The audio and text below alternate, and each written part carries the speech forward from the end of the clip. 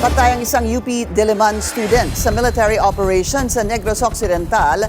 Depensa ng AFP, armed encounter laban sa mga rebelde ang nangyari. Narito ang agenda report ni Joash Malimban. Bumagsa sa social media ang mga panawagan ng hustisya para kay Alisa Alano, ang UP Diliman student na nasawi sa military operation sa Negros Occidental noong April 19. Sabi ng University Student Council ng UP Diliman, isang USC Education and Research Counselor si Alano at pumunta sa bayan ng Tuboso sa Negros Occidental para makipamuhay at makipag-aralan sa mga magsasaka.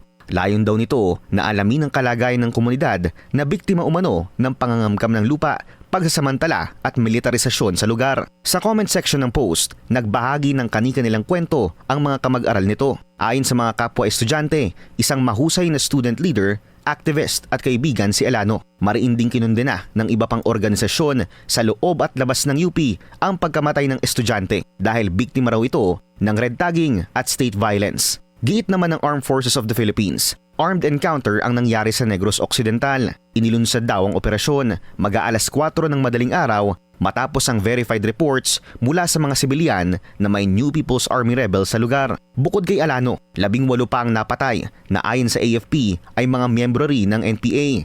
Based doon sa testaments and based doon sa result ng encounter, doon siya mismo sa encounter site, kasama yung mga kasama niya rin na namatay, may mga hawak na baril. Umalma rin si Defense Secretary Gilbert Teodoro. Bakit kasama ng NPA? Oh, yun ang dapat itanong sa kanila. Dapat nga eh. At kung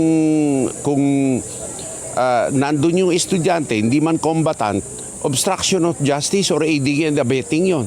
So kasama din yon.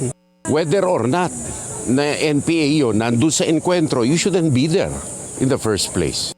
Sa kabila nito, nanindigan ng USC UP Diliman na inosenteng sibilyan si Alano. Patuloy rin ang panawagan ng mga estudyante ng UP at mga aktivista ng hustisya sa pamamagitan ng isang vigil protest ngayong araw. Para sa agenda, Joash Malimban, Billionaire News Channel.